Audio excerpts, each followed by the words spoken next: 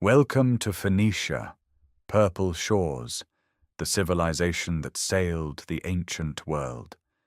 Imagine a coastline barely 200 kilometers long, a narrow ribbon of land pressed between towering cedar mountains and the open Mediterranean, and from this slender margin of earth, a people emerged who gave humanity its alphabet, not an empire built on conquest, not a kingdom forged by a single throne, but a constellation of fiercely independent city-states, Byblos, Sidon, Tyre, Berytus, Arwad, that together wove a commercial and cultural web stretching from the shores of Mesopotamia to the distant Atlantic coasts of Iberia and Morocco. They never commanded vast armies, they never unified under one crown. Yet the Phoenicians changed the trajectory of human civilization more profoundly than most empires that ruled millions. How did Bronze Age fishing villages transform into the ancient world's supreme maritime network? Why did Egypt's pharaohs depend on Phoenician cedar? And why did King Hiram of Tyre become the indispensable ally of Solomon of Israel? What drove Phoenician sailors beyond the Pillars of Hercules into unknown waters? And how did a Tyrian princess named Elissa flee her homeland to found Carthage, a city that would one day challenge Rome itself? How did 22 simple consonantal signs, scratched onto stone by Phoenician scribes, become the ancestor of Greek, Latin, Hebrew, and Arabic, virtually every alphabet the Western and Semitic worlds have ever known? This is the complete story. We will begin 5,000 years ago, among the earliest stone dwellings at Byblos, one of the oldest continuously inhabited cities on Earth. We will follow the cedar trade that bound Phoenicia to the pharaohs, watch rival city-states rise along the coast, and witness the catastrophic Bronze Age collapse that destroyed great empires but set Phoenicia free. We will walk the expanded harbors of Tyre during its golden age, stand inside workshops where artisans extracted the legendary purple dye from murex snails, and trace the alphabet's journey from carved sarcophagi to Greek tablets to the letters you read today. We will sail westward with Phoenician colonists founding settlements across Sicily, Sardinia, North Africa, and Spain. We will endure the Assyrian sieges, Nebuchadnezzar's 13-year blockade of Tyre, and Persian domination that turned Phoenician warships into the backbone of an empire's navy. We will witness Alexander the Great build his extraordinary causeway to storm island Tyre, ending Phoenician political independence forever. And we will follow the transformation as Phoenician cities became Hellenistic metropolises, then Roman centers of law and learning, before their identity gradually dissolved into the currents of Christianity and Islam. We will meet Hannibal Barca, Carthage's supreme commander, and watch Phoenicia's greatest daughter city burn.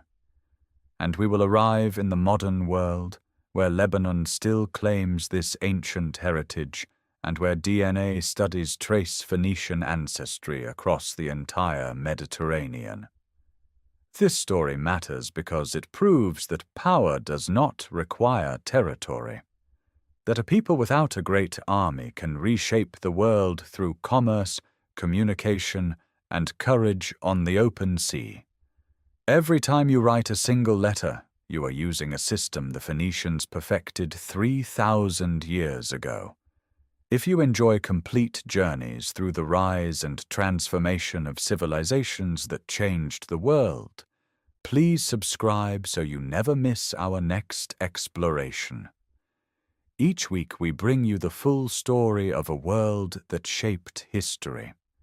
Now, let us step back 5 millennia to a rocky coastline where cedar forests meet the sea and begin this journey. A mountain range rises from the sea.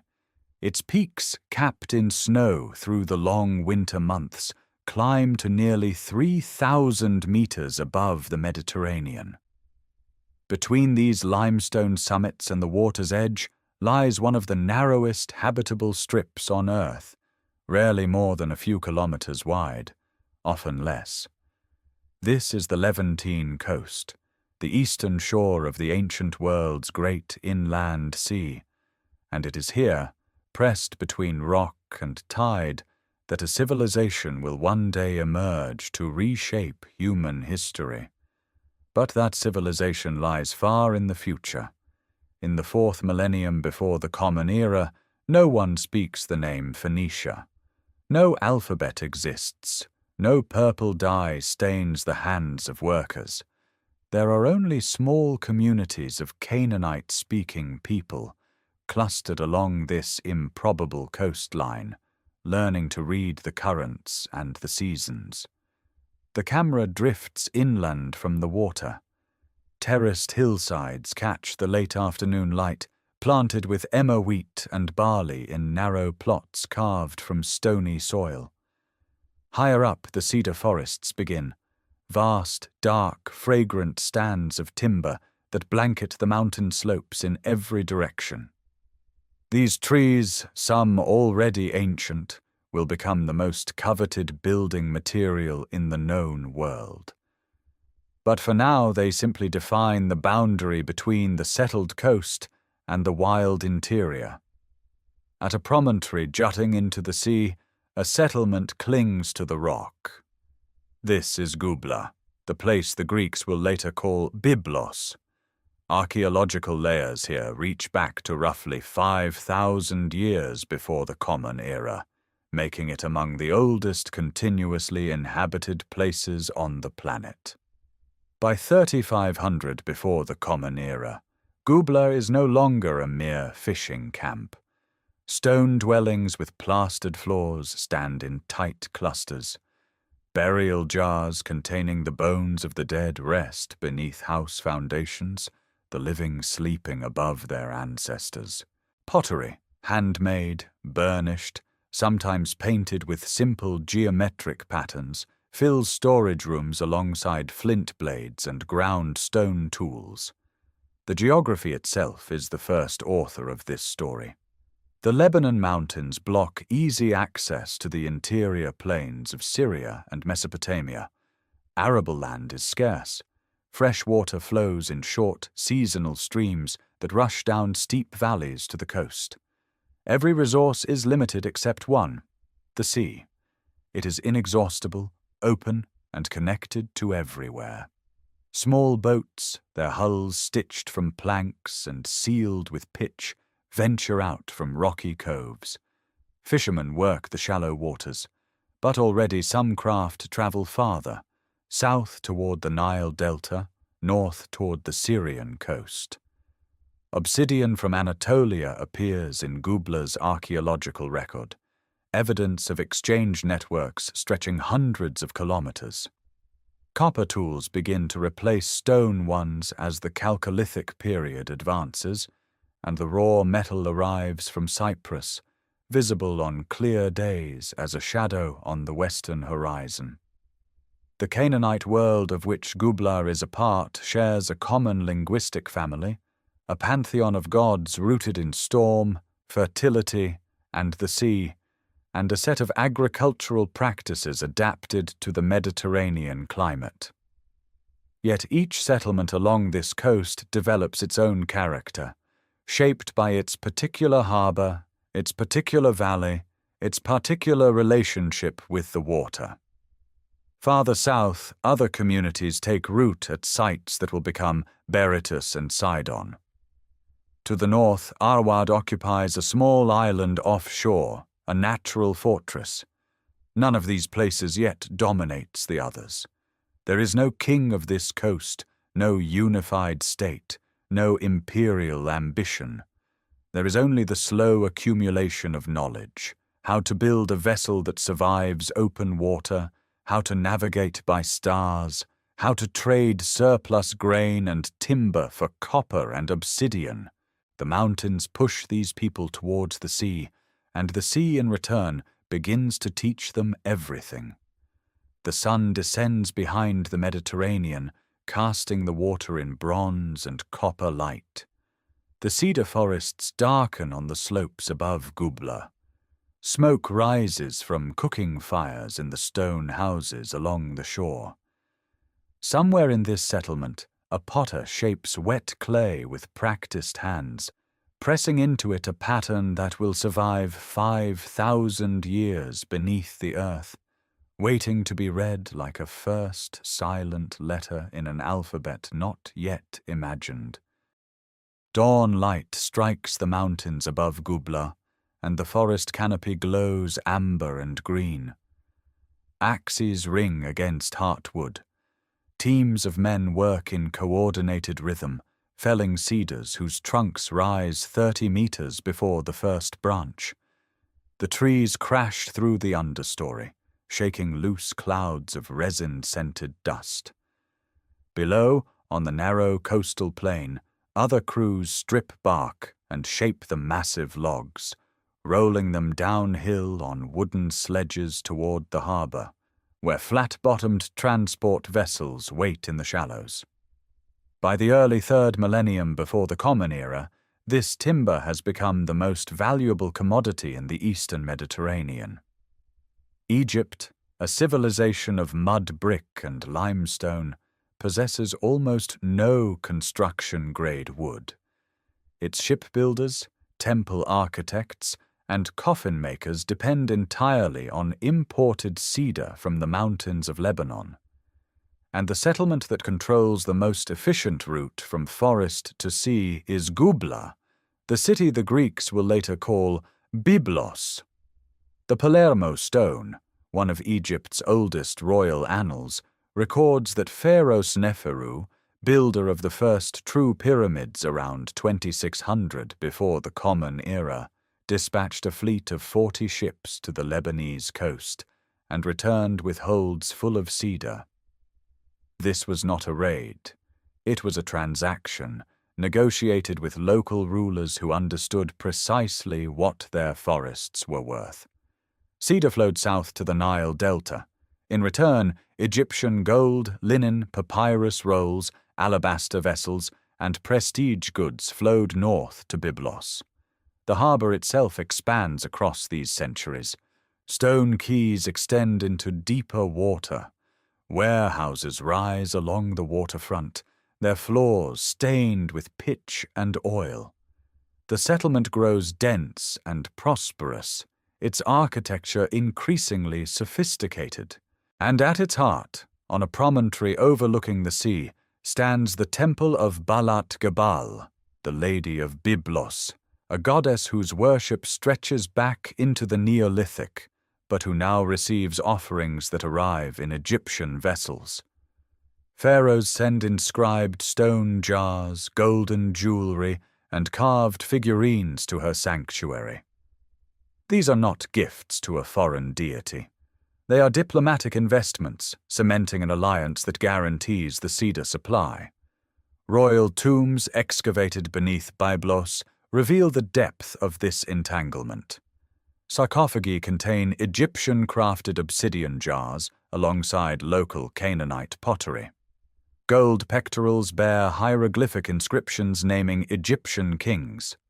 The rulers of Byblos adopt Egyptian artistic conventions, commission objects in Egyptian style, and perhaps even learn to read hieroglyphs. Yet they remain Canaanite in language, religion, and political structure. This is not colonization. It is partnership, asymmetric certainly, but mutually sustained across nearly 1,000 years. Papyrus arrives in Byblos bundled in linen wrappings, traded as a luxury writing material that the city then redistributes northward and eastward. So thoroughly does Byblos become associated with this Egyptian export that the Greeks eventually derive their word for book, Byblos, from the city's name. From that single word descends the most consequential title in Western civilization. The harbor at dawn is crowded with vessels. Broad-beamed cargo ships sit low in the water, their decks stacked with trimmed cedar logs lashed together with rope. Smaller craft carry amphorae of olive oil, bundles of dyed wool, copper ingots from the interior. Sailors check rigging woven from palm fiber. The smell of pine tar mingles with salt air. This is not yet the great age of Phoenician seafaring, but the foundations are being laid, in shipbuilding technique, in navigational knowledge passed from crew to crew, in the commercial instinct that treats the sea not as a barrier, but as the fastest road between buyer and seller. By 2000 before the Common Era, Byblos has sustained this relationship with Egypt through the Old Kingdom, survived the disruptions of the First Intermediate Period, and renewed its ties under the Middle Kingdom pharaohs. Its merchant princes sit at the center of a trade network reaching from the Nile to Mesopotamia. The temple precinct grows richer, the harbor grows busier, and the cedar forests, though vast, begin their slow retreat up the mountain slopes, the first faint sign that even the most abundant resource has limits when an entire civilization depends upon it. South along the coast, where the shoreline bends and the mountains pull slightly inland, other harbors are stirring. Byblos has held primacy for 1,000 years, but the Middle Bronze Age reshapes the balance of power along this narrow strip of land. By the 20th century before the Common Era, Sidon commands a growing stretch of coastline roughly 40 kilometers south of Byblos. Its harbor sits in a natural bay, sheltered by a low headland, and its fishermen have long known the waters where murex snails cluster in dense colonies among the rocks. The city rises behind defensive walls of cut limestone, its temple precinct dedicated to Astarte crowning the highest ground. Later tradition will call Sidon the firstborn of Canaan, and the name carries weight. This is a city conscious of its own antiquity, its own claim to precedence among the coastal settlements. Further south still, something stranger emerges. Tyre occupies a position unlike any other city on this coast. Its core settlement sits on a rocky island roughly 800 meters offshore, separated from the mainland by a channel of open water. This island, barely a kilometer long, becomes a natural fortress. No army marching along the coastal road can simply assault it. Supplies arrive by boat. Fresh water comes from springs on the mainland, ferried across in vessels or channeled through submerged conduits in later centuries. The island's twin harbors, one facing north and one south, allow ships to find shelter regardless of wind direction. Tyre grows slowly through the early second millennium, its population building upward on the cramped island, constructing multi-story dwellings of stone and timber that later visitors will marvel at. Between these rising powers, Berytus occupies a broad coastal plain with fertile hinterland and a modest anchorage. North of Byblos, the island city of Arwad mirrors Tyre's offshore position, perched on a rocky isle 2 kilometers from the Syrian coast, its sailors already ranging toward Cyprus and the Anatolian shore. The Amorite migrations of the early second millennium bring new dynastic families into these cities. Amorite names appear among the ruling houses, Semitic-speaking peoples from the interior who integrate with coastal Canaanite culture rather than displacing it.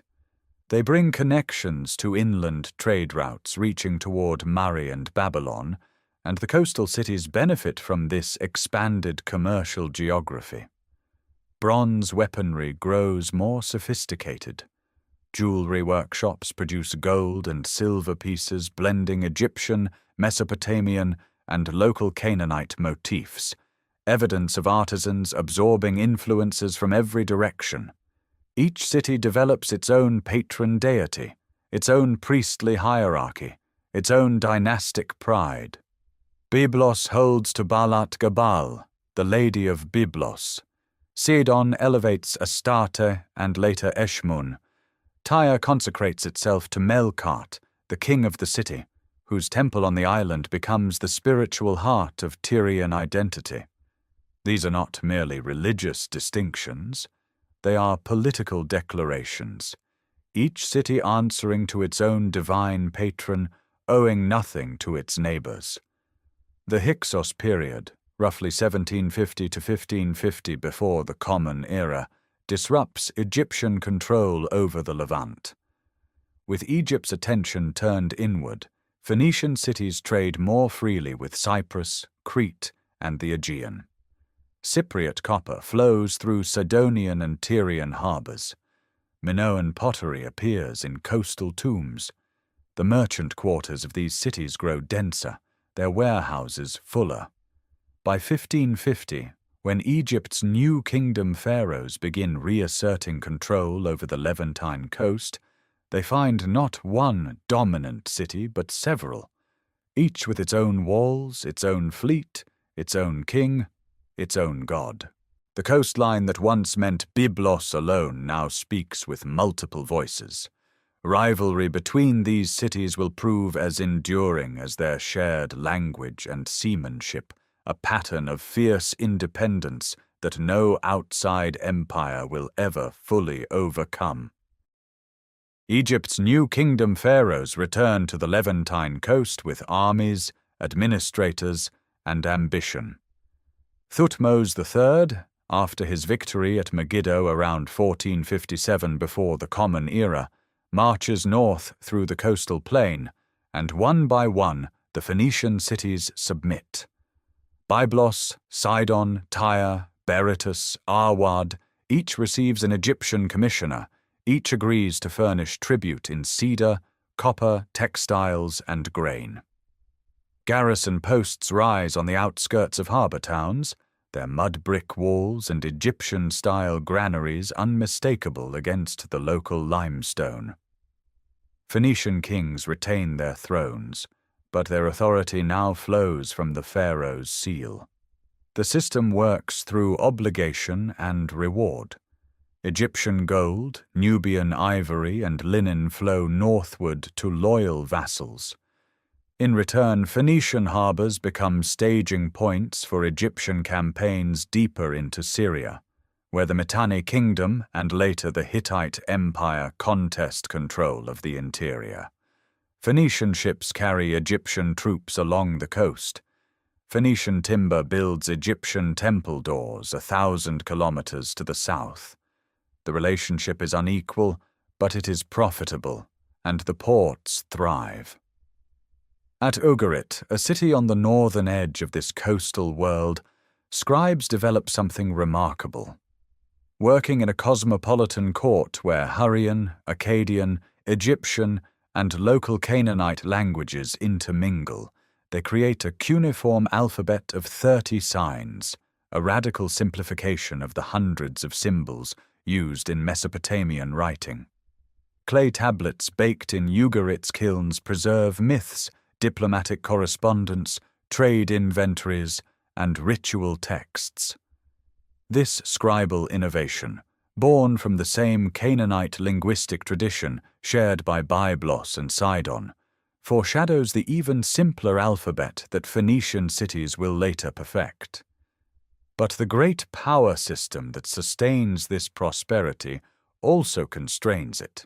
The Amarna letters, a cache of cuneiform tablets discovered in Egypt, open a window into the desperate politics of the 14th century before the Common Era. Rib-Hadda, king of Byblos, writes to Pharaoh Akhenaten again and again, at least 68 surviving letters, more than any other vassal. He begs for troops. He warns that Abdi Ashirta and his son Aziru, rulers of the Amuru region inland, are seizing territory, turning cities against Egyptian authority. He reports that his own grain supplies are failing, that his allies have abandoned him, that without Egyptian soldiers his city will fall. The pharaoh, consumed by religious revolution at his new capital of Akhetaten, sends almost nothing. Rib-Hadda's letters reveal the fundamental vulnerability of Phoenician city-states under imperial patronage. Their walls are strong, their fleets capable, but their territories are small. Without the great powers' protection, they are exposed to ambitious neighbors. Byblos eventually falls to Aziru's forces. Rib-Hadda flees to Sidon and disappears from the historical record. Further south, Tyre navigates more carefully. Its island position grants natural defense, and its king Abi-Milku writes to the pharaoh with similar anxieties, but from a stronger position. The sea protects what diplomacy cannot always secure. The great powers themselves collide at Kadesh on the Orontes River around 1274 before the Common Era. Rameses II leads Egyptian forces against the Hittite king Muwatalli II in one of antiquity's largest chariot battles. The result is inconclusive, and within a generation the two empires sign a formal peace treaty, the earliest known international peace agreement preserved in full. For Phoenician cities, this treaty stabilizes the region. Egyptian control over the southern Levantine coast is confirmed. Trade routes reopen. Copper from Cyprus, lapis lazuli that has traveled from distant Afghanistan through Mesopotamian intermediaries, Mycenaean pottery from the Aegean, Egyptian faience and alabaster, all pass through Phoenician harbors in astonishing volume. The Late Bronze Age becomes an era of interconnection without precedent. Phoenician merchants operate within a system linking four great civilizations: Egypt, Hatti, Assyria, and Babylon, and the palace economies of Mycenaean Greece and Cyprus besides. Luxury goods move in every direction. Yet this very interconnection carries hidden fragility. The system depends on stable empires, open sea lanes, and functioning palace bureaucracies. When any of these falter, the entire network trembles. By 1200 before the Common Era, all of them are beginning to falter at once. The trembling becomes a catastrophe. Around 1185 before the Common Era, the great palace at Ugarit burns.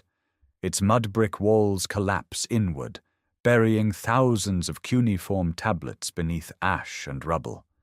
The last letter ever written there, found by archaeologists still in its clay envelope, never sent, pleads for military aid against enemy ships spotted offshore.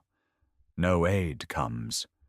The city that served as the northern anchor of Canaanite coastal civilization, with its scribes, its merchants, its magnificent harbor, ceases to exist in a single violent season. It will never be rebuilt. Ugarit is not alone. Across the eastern Mediterranean, the interconnected world of the Late Bronze Age disintegrates with terrifying speed. The Hittite Empire, which controlled Anatolia and northern Syria for centuries, collapses entirely. Its capital Hattusa burns. Alalakh falls. Coastal cities from Cilicia to the Nile Delta face assault from confederations of raiders whom Egyptian records call the Sea Peoples, groups identified as Peliset, Jekka, Shekelesh, Denien, and Weshesh, among others. Their origins remain debated, but their impact is undeniable. They move by ship and by ox cart, entire populations in motion, and the palace economies that once organized trade and defense prove unable to withstand them. Egypt survives, but barely. Rameses III fights a desperate naval and land battle against the Sea Peoples around 1178 before the Common Era, commemorated in vivid reliefs at Medinet Habu. The carved scenes show chaotic ship-to-ship combat, warriors with horned helmets falling into the water, Egyptian archers firing from the shore. Egypt repels the invasion but emerges exhausted. Within decades, the new kingdom loses effective control over its Levantine territories. The pharaohs retreat behind their borders, and the garrison towns along the Phoenician coast empty. In this landscape of ruin, something remarkable happens along the narrow Lebanese littoral. Sidon suffers destruction.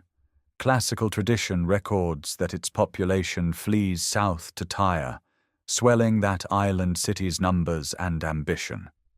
But neither Sidon nor Tyre vanishes. Their harbors, protected by offshore islands and rocky headlands, prove defensible. Their populations, accustomed to the sea, possess mobility that inland palace cities do not. When the land routes collapse, the sea remains open. When the great empires withdraw, no overlord demands tribute or dictates trade. The archaeological record along the Phoenician coast shows not obliteration, but adaptation. Settlements contract, then reorganize. New ship designs appear, broader-beamed vessels capable of longer open-water voyages, with deeper keels and improved rigging. Without Egyptian or Hittite intermediaries controlling commerce, Phoenician merchants begin trading on their own account for the first time. Copper from Cyprus, now freed from Hittite oversight, flows through Tyrian and Sidonian harbors. The demand for cedar does not disappear simply because empires have fallen. It intensifies, as every rebuilding effort across the region requires timber. In the decades after 1200 before the Common Era, the first distinctly Phoenician alphabetic inscriptions begin to appear. The writing system that will eventually transform human communication emerges not from imperial grandeur, but from commercial necessity, merchants needing a script simple enough for any trader to learn, flexible enough to record transactions across languages. The 22 consonantal signs, refined from earlier Proto-Canaanite experiments, require no years of scribal training, no palace school, no bureaucratic apparatus. They belong to the marketplace, the harbor, the ship's manifest. The collapse that destroyed the Bronze Age world does not destroy Phoenicia. It liberates it. For the first time in recorded memory, the cities of the Lebanese coast answer to no foreign king. The mountains still rise behind them, dense with cedar. The sea still stretches before them, vast and open. And now, no empire stands between the Phoenician sailor and whatever shore lies beyond the horizon. The island rises from the sea like a stone ship anchored half a mile from shore. Seen from above, Tyre occupies two rocky outcrops, once separate, now joined by a broad platform of compacted earth, rubble, and quarried stone. This landfill, engineered during the reign of Hiram I beginning around 969 before the Common Era, transforms what had been two modest islets into a single fortified city surrounded entirely by water. The engineering is deliberate and monumental. Tyrian builders drive wooden pilings into the seabed, pack the gaps with boulders hauled from the mainland, and layer the surface with packed clay until a stable platform emerges wide enough for temples, palaces, and warehouses. Where the sea once flowed between the islets, a sacred precinct now stands. Two harbors serve the city, one facing north toward Sidon, open to the prevailing winds, and one facing south toward Egypt, sheltered and calm. Ships enter through narrow channels that can be sealed with chains in time of siege. Along the quays, cedar logs float in organized rafts, lashed together for transport south to the Nile Delta or east through overland routes to Mesopotamia. The timber trade remains foundational, but under Hiram it becomes one element within a far more complex commercial architecture. The alliance with the Kingdom of Israel defines this era. Hiram supplies King David with cedar and skilled craftsmen for building projects in Jerusalem. When Solomon succeeds his father, the partnership deepens dramatically. Tyrian woodcutters fell cedars and cypresses in the Lebanon mountains. Tyrian stonecutters quarry and dress massive blocks. Tyrian metalworkers cast bronze pillars, basins, and ornamental pomegranates. These materials and artisans flow southward to Jerusalem, where Solomon's temple rises around 960 before the Common Era, a structure whose construction, as recorded in the first book of Kings, depends fundamentally on Phoenician expertise. In return, Solomon provides Tyre with wheat, olive oil, and territorial concessions in the Galilee. The relationship extends beyond construction. Joint maritime expeditions depart from the Red Sea port of Etzion-Geber, sailing south toward the land of Ophir, a destination whose exact location remains debated, but whose gold, almug wood, and precious stones enrich both kingdoms. Tyrian navigators command these voyages.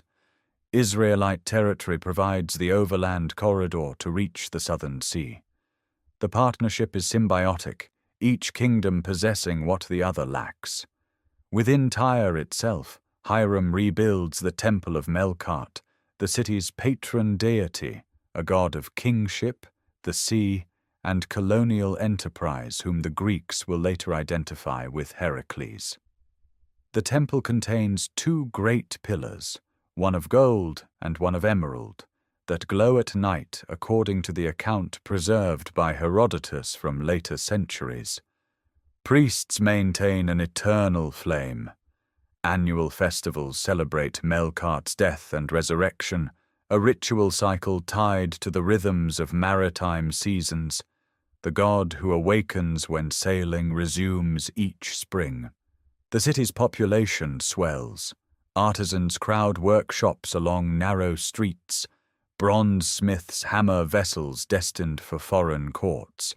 Ivory carvers produce plaques depicting sphinxes, lotus blossoms, and griffins in a style that blends Egyptian, Mesopotamian, and local Canaanite traditions. Purple dyers tend their stinking vats near the southern harbor, where the wind carries the smell away from residential quarters.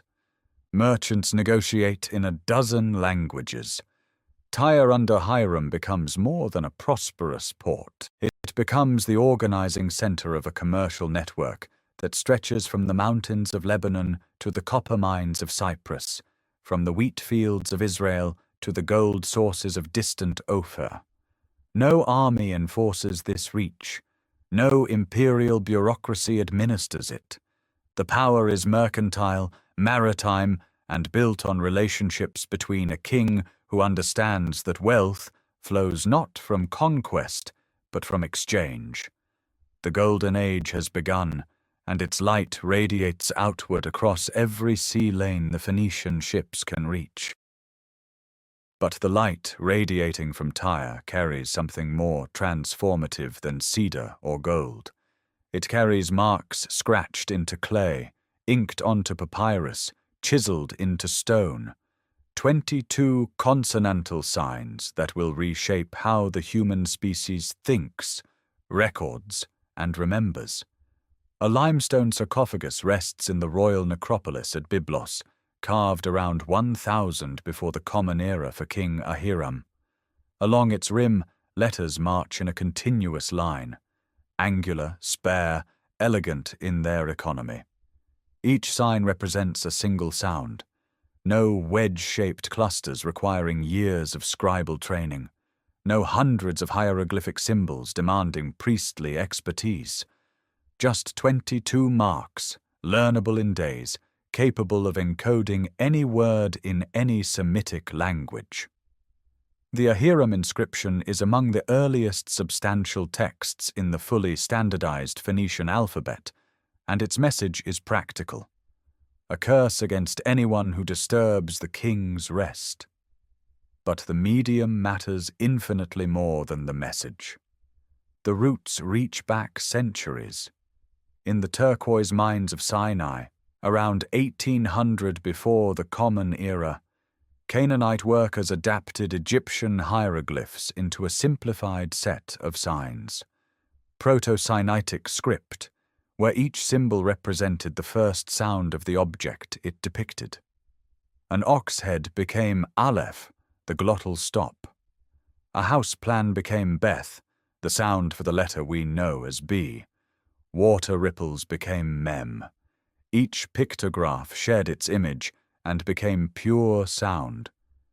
Through the centuries of the Late Bronze Age, this Proto-Canaanite script evolved along the Levantine coast, gradually standardizing into fewer signs, straighter lines, more consistent forms.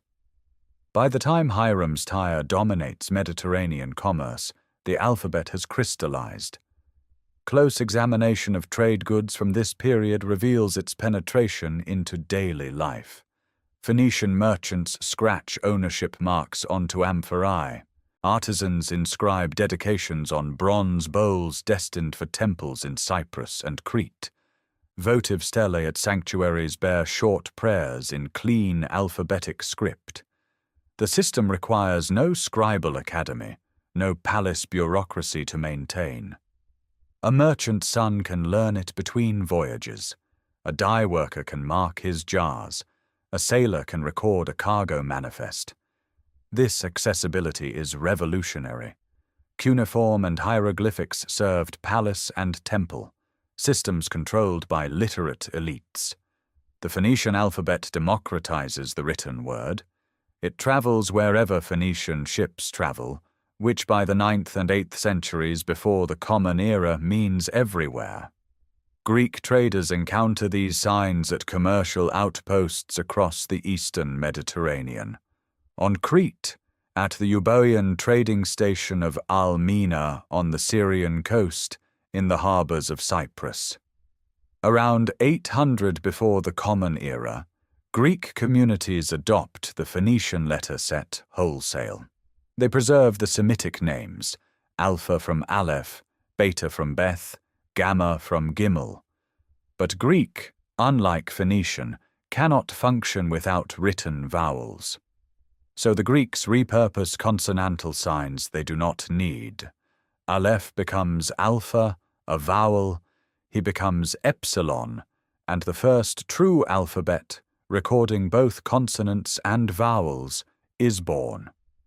From Greek, the script passes to the Etruscans and then to the Romans, becoming the Latin alphabet that now covers half the globe. Eastward, the Phoenician system spawns Aramaic script, which in turn generates Hebrew, Arabic, Syriac, and eventually the scripts of Central and South Asia. Nearly every alphabetic writing system used on Earth today traces its ancestry to those 22 Phoenician consonants. Seen in close detail, the letters themselves carry the memory of their pictographic origins. The A, tipped upside down, still suggests the horned head of an ox. The M still ripples like water. The O still echoes the circle of an eye. Ayin in Phoenician. These shapes have traveled 3,000 years and billions of pages, yet their bones remain Canaanite. No Phoenician scribe could have imagined this inheritance. The alphabet was a tool for commerce, for marking goods, for recording debts and dedications. It was not conceived as a gift to civilization. Yet by making literacy portable, affordable, and learnable by ordinary people rather than trained specialists, the Phoenicians unlocked something no empire had achieved through conquest. They gave the world a technology of the mind, carried westward and eastward on the same ships that carried purple dye and silver ingots, silent and weightless and more enduring than any cargo. The ships that carry those silent letters also carry something far more tangible, and the evidence of it lies heaped in enormous mounds along the shoreline south of Sidon. Millions upon millions of crushed murex shells, bleached white by centuries of sun, form artificial hills that archaeologists can smell before they see. Each shell once held a tiny gland, producing barely a single drop of pale mucus. Exposed to sunlight and air, that secretion transforms through chemical stages from yellowish-green to deep violet, finally settling into the legendary hue known as Tyrian purple. Producing 1 gram of usable dye requires the harvesting and cracking of roughly 10,000 snails. The stench of the process is overwhelming: rotting flesh, ammonia, brine, yet the result commands prices equivalent to silver by weight. A single bolt of twice-dyed purple wool becomes a possession worthy of kings. This is the commodity that gives Phoenicia its very name. The Greek word phoenix, meaning crimson or purple, defines an entire civilization by the color of its most famous export. Dye workshops cluster along beaches and rocky headlands, where Murex trunculus and Murex brandaris breed in shallow waters. Stone vats still bear purple stains after 3,000 years. Workers sort shells by species, crack them with precise blows, extract the glands into salt solutions, and leave the mixture to ferment under controlled sunlight for days. The chemistry is sophisticated, producing color-fast fabric that does not fade with washing, but deepens with age and light. Yet purple is only the most celebrated thread in a far larger economic tapestry. The cedar forests of Mount Lebanon, though diminished from millennia of cutting, still yield timber prized across the ancient world. Logs descend mountain slopes on sledges, reach coastal yards, and are lashed into rafts towed by oared vessels to Egypt, to the Aegean, to every kingdom willing to pay. Sidonian workshops produce glass vessels of remarkable delicacy. Small translucent bottles in cobalt blue, amber, and milky white, formed around sand cores and traded as luxury containers for perfume and unguent. Metalworkers in Tyre and Byblos hammer bronze bowls decorated with concentric bands of Egyptian, Assyrian, and local motifs, creating a hybrid aesthetic that appears in tombs from Etruria to Nimrud. Ivory carvers produce plaques, furniture inlays, and cosmetic boxes from elephant tusks imported through trade with Egypt and Nubia, their designs blending sphinx and lotus with Phoenician palmette. The commercial model binding all this production together has no parallel in the ancient world. Phoenicia commands no territorial empire. It garrisons no foreign provinces. Instead, its merchant fleets maintain a web of exchange relationships stretching from the tin mines of distant Tartessos in southwestern Iberia to the incense routes of Arabia. Silver flows westward from Spanish mines in quantities that reshape eastern Mediterranean economies. Phoenician traders weigh silver in standardized pieces as a medium of exchange long before true coinage appears. The prophet Ezekiel, writing from Babylonian exile centuries later, preserves what reads almost as a trade manifest for Tyre at its commercial zenith. He names partners from Tarshish providing silver, iron, tin, and lead. Judah and Israel send wheat, honey, oil, and balm. Damascus trades wine and white wool. Arabia brings lambs, rams, and goats. Egypt and Mesopotamia contribute linen and embroidered cloth. The catalogue is staggering in its geographic range, describing a city that functions as the central node of an international trading system connecting 3 continents. In harbour markets, goods change hands under the watchful eyes of temple administrators, who also serve as guarantors of weights and measures. Merchant families accumulate wealth across generations, their status rivaling that of kings.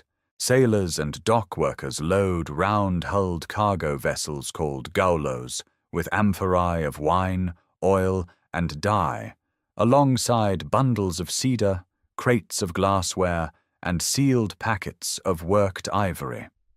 These ships follow established routes marked not by charts, but by accumulated knowledge of currents, stars, and coastal landmarks passed from father to son. The wealth generated by this network transforms Phoenician cities into dense, vertical landscapes of stone and timber, their harbors crowded, their temples gilded, their workshops never silent. No army sustains this prosperity. No conquered province feeds it. Only the sea, the skill of hands, and the ancient patience required to crack 10,000 shells for a single gram of purple. That patience, that willingness to venture beyond the horizon for profit, now propels Phoenician keels westward across the open Mediterranean into waters no eastern merchant has charted. The expansion begins not as a single grand expedition, but as a slow, cumulative reaching, generation after generation of captains pushing farther from the familiar Lebanese shore, establishing anchorages that become seasonal camps, then permanent settlements, then cities in their own right. The earliest western footholds appear along the North African coast. Utica, on the Tunisian shore near the mouth of the Bagradas River, claims a founding tradition reaching back to roughly 1100 before the Common Era, making it among the oldest Phoenician settlements outside the homeland. Its position offers sheltered harbor and access to the fertile Tunisian hinterland. Farther west, Lixus rises on the Atlantic coast of Morocco, where the Lucos River meets the sea, a station for voyages beyond the Pillars of Hercules. At the Mediterranean's far western gate, Gadir, modern Cadiz, perches on an island off the Iberian coast, founded perhaps as early as 1100 before the Common Era, according to ancient tradition, though archaeology confirms substantial occupation by the 8th century. Gadir exists for one supreme purpose: access to the silver and tin of Tartessos, the semi-mythical metal-rich kingdom of southwestern Iberia, whose ores Phoenician merchants crave for eastern markets. Across the central Mediterranean, Phoenician settlers establish themselves on islands that command the sea lanes. Motia, built on a tiny island in a shallow lagoon off western Sicily, becomes a fortified trading post surrounded by defensive walls. Its artificial harbor, a rectangular basin carved from the island's interior, visible from above as a geometric wound in the landscape.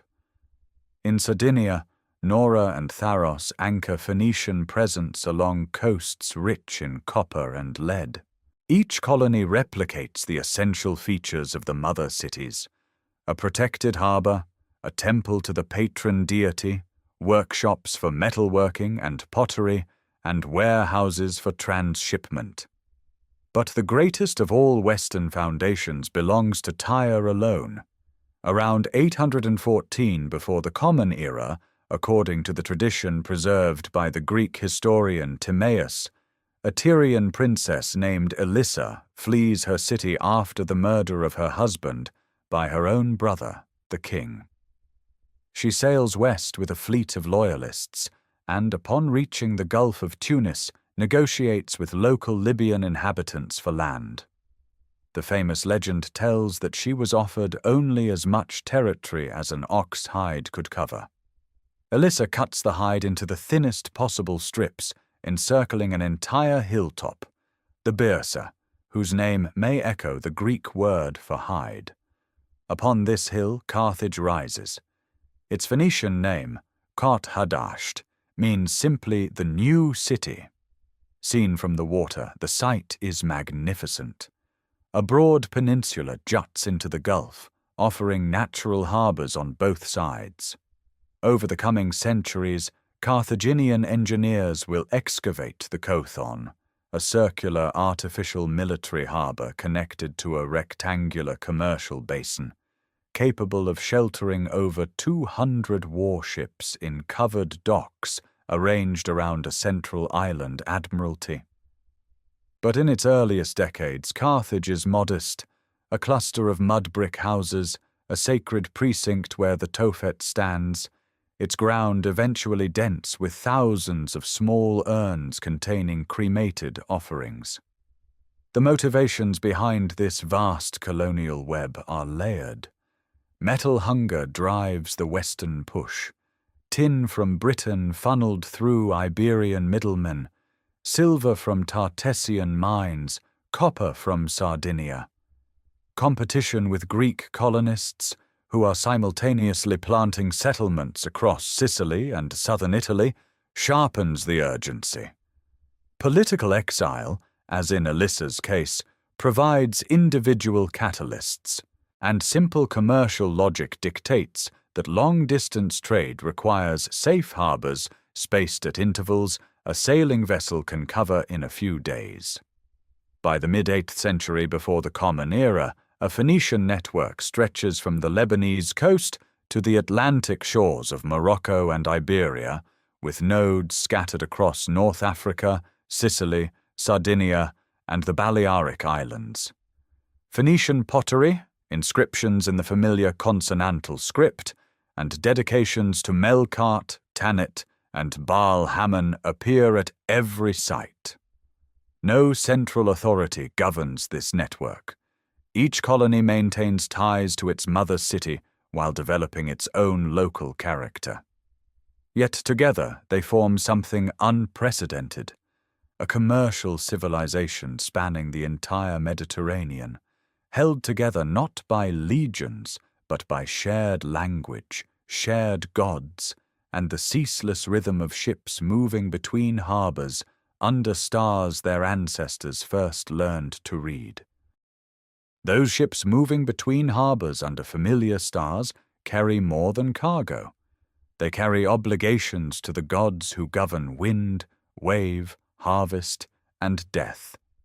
The sacred life of Phoenicia is not a single religion, but a constellation of local devotions, each city-state bound to its own divine patron with a fervor that mirrors the fierce independence of the cities themselves.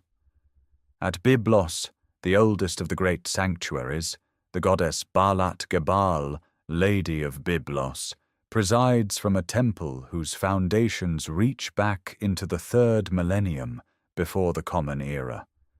Her sacred precinct occupies a limestone terrace overlooking the harbor, its courtyards worn smooth by centuries of barefoot procession. Votive stelae crowd the temple grounds, small upright stones carved with dedications from merchants, sailors, and kings. Nearby, the river called Adonis flows from a mountain grotto stained red each spring by iron-rich sediment. The Biblians read this crimson water as the blood of the dying god Adonis, beloved of Astarte, slain by a wild boar and mourned annually in rites of lamentation and renewal.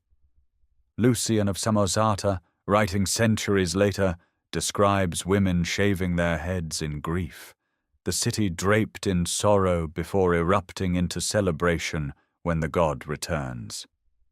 These rites will echo through Greek mythology and eventually shape the dying and rising god motif across the ancient Mediterranean.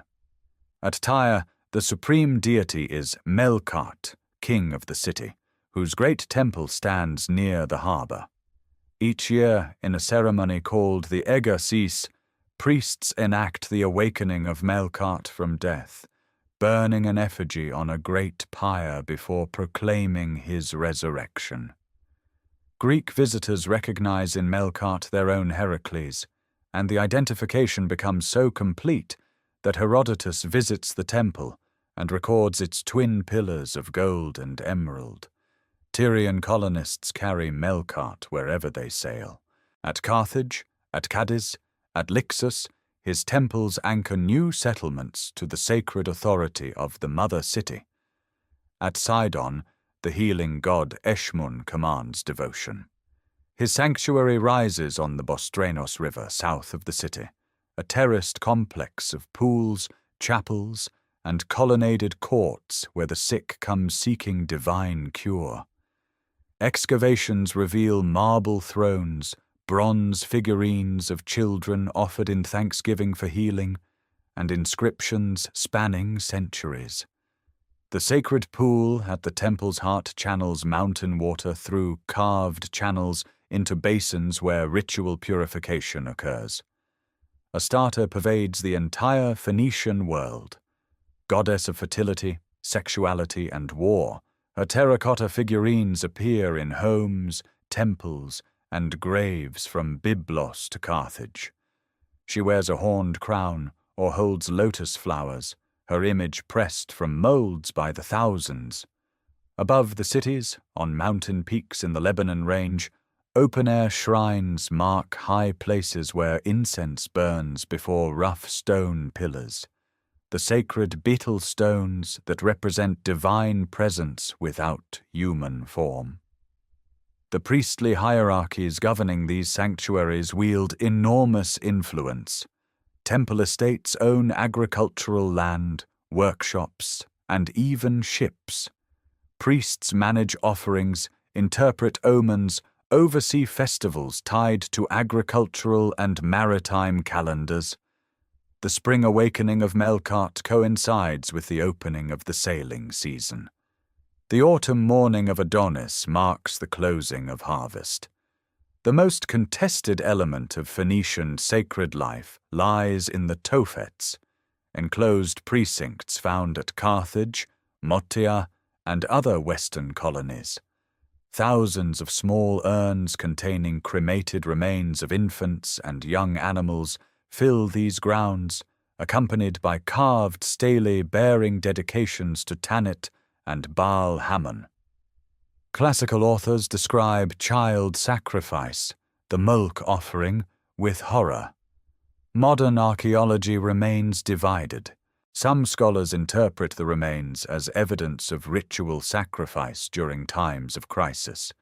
Others argue the Tophets served as sacred cemeteries for children who died naturally, their cremation a consecration rather than a killing. The urns themselves offer no final answer, only ash and tiny bone fragments beneath stone markers carved with raised hands and crescent moons. What remains beyond dispute is the depth of Phoenician devotion. Religion saturates every dimension of life: the launching of ships, the dyeing of cloth, the sealing of contracts, the naming of children. The gods travel with the merchants, they inhabit the colonies, they watch from mountain shrines above the cedar forests and from temple rooftops overlooking harbors, where incense smoke mingles with salt air and the cries of gulls. Those gods watching from temple rooftops now witness something new on the eastern horizon.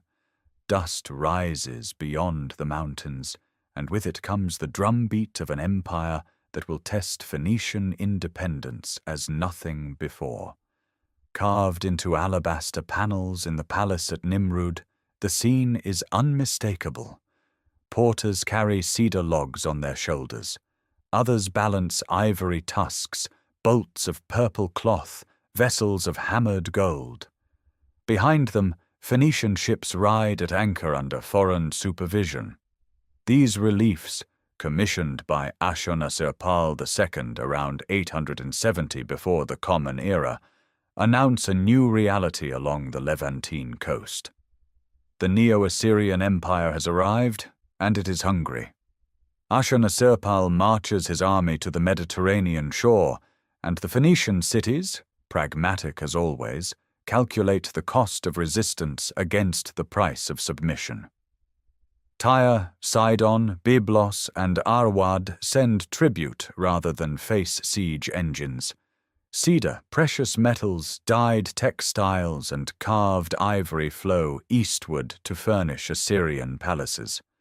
For a time, this arrangement preserves Phoenician autonomy. The cities continue trading, their harbors remain busy, their ships still cross the sea.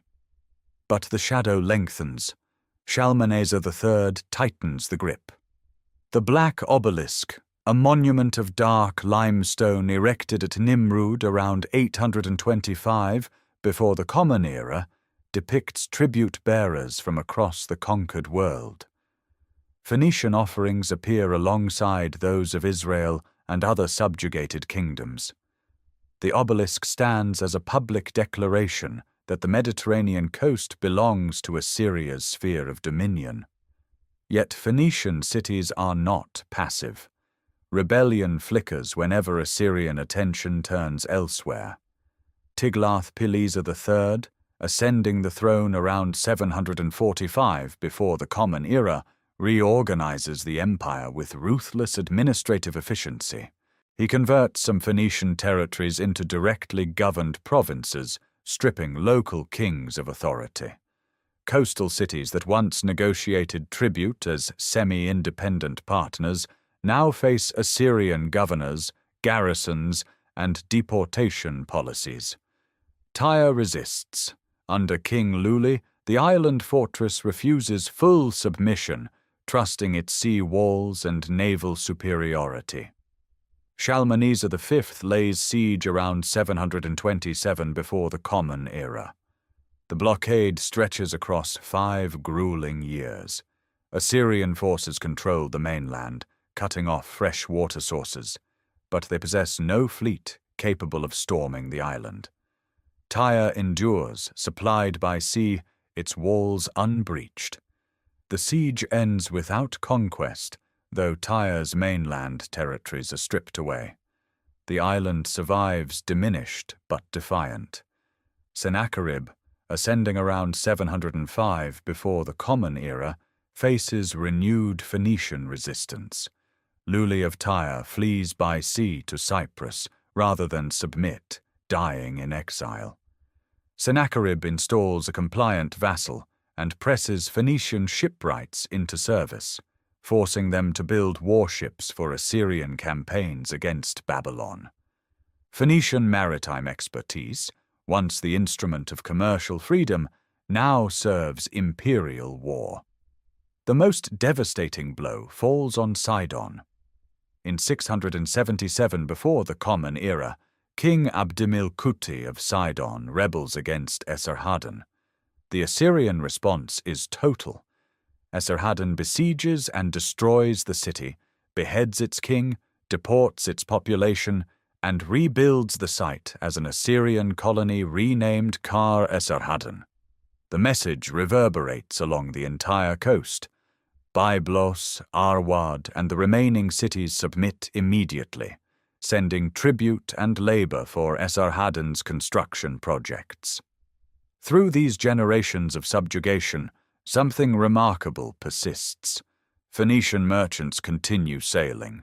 Phoenician artisans continue producing luxury goods coveted across the empire. Phoenician colonies in the western Mediterranean, Carthage, Cadiz, settlements across Sicily and Sardinia remain beyond Assyrian reach, growing independently while the homeland suffers. The commercial network adapts, reroutes, endures. Seen from above, the Phoenician coast in the 7th century before the Common Era presents a paradox. The harbors still function. Ships still depart laden with purple cloth and blown glass. Temples still burn incense to Melkart and Astarte. But Assyrian garrison towers now punctuate the skyline, and the tribute caravans heading east carry away the wealth that once built fleets and founded cities. Phoenicia survives, as it always has, by bending without breaking, paying the price of proximity to power while quietly sustaining the networks that no landlocked empire can fully control. Then Assyria itself begins to crack. The empire that seemed eternal, that carved its conquests into palace walls at Nineveh and Nimrud, collapses with astonishing speed. Babylonians, Medes, and Scythians converge. Nineveh falls in 612 before the Common Era, its libraries buried under ash, its garrison towers silent. Along the Phoenician coast, the news arrives by merchant vessel and caravan rumor, and for a brief, luminous interval, the cities breathe freely again. Sidon rebuilds. Tyre reasserts its commercial primacy. Tribute caravans no longer depart eastward. The harbors fill with ships bound for Cyprus, Egypt, Carthage. It is a fragile independence, measured in years rather than generations, because a new power is already rising on the Euphrates. Babylon under Nebuchadnezzar II inherits Assyria's ambitions and refines them with monumental grandeur. The Ishtar Gate gleams with glazed blue brick and golden bulls. Babylonian armies march westward, methodical and relentless, absorbing kingdom after kingdom into the new imperial order. Jerusalem falls in 586 before the Common Era. Solomon's Temple, built with Tyrian cedar and Tyrian craftsmen 4 centuries earlier, burns to the ground. The population is deported to Babylon. The shock reverberates across the Levant. Phoenician kings understand what approaches. Nebuchadnezzar turns toward the coast. Mainland cities submit. Babylonian administrative officials take up residence in Sidon and Byblos. But Tyre, separated from the continent by half a mile of open water, refuses to capitulate. The island fortress, ringed by massive walls that rise directly from the sea, possesses what no inland city can claim, a defensive moat that no siege ramp can cross. Fresh water comes from submarine springs. Supply ships slip through from allied ports under cover of darkness. The siege begins in 586 before the Common Era, the same year Jerusalem is destroyed. Babylonian forces establish camps on the mainland shore opposite the island. Siege engines line the waterfront, useless against walls they cannot reach. Babylonian soldiers stare across the channel at Tyrian towers catching the morning light.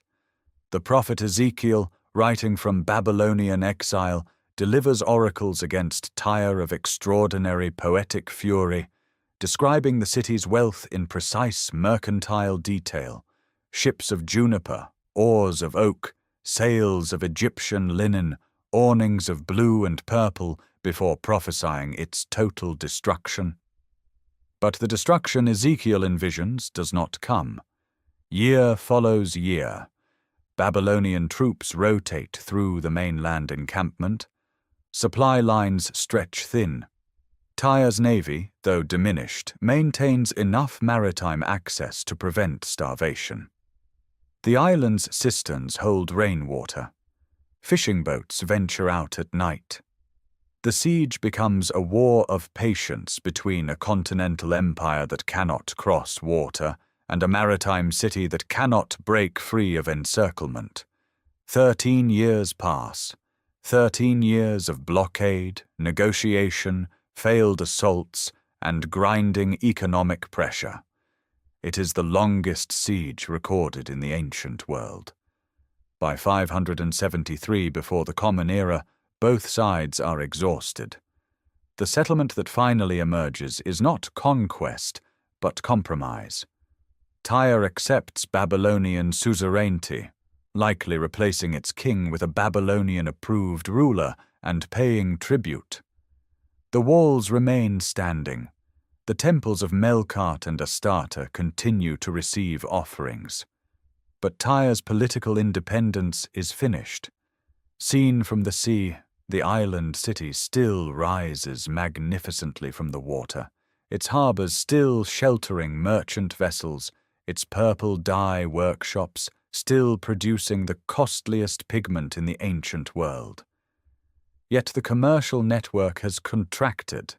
Western colonies, especially Carthage, now operate as fully autonomous powers, no longer looking to Tyre for political direction. The mother city has become a tributary, its kings answerable to Babylon, its fleets diminished. Babylon itself will not endure much longer.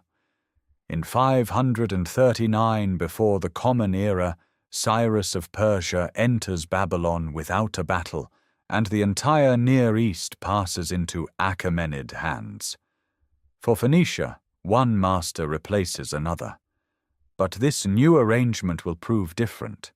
The Persians want not just tribute, but ships, and Phoenician fleets will soon sail under a new imperial banner into waters where Greek triremes wait.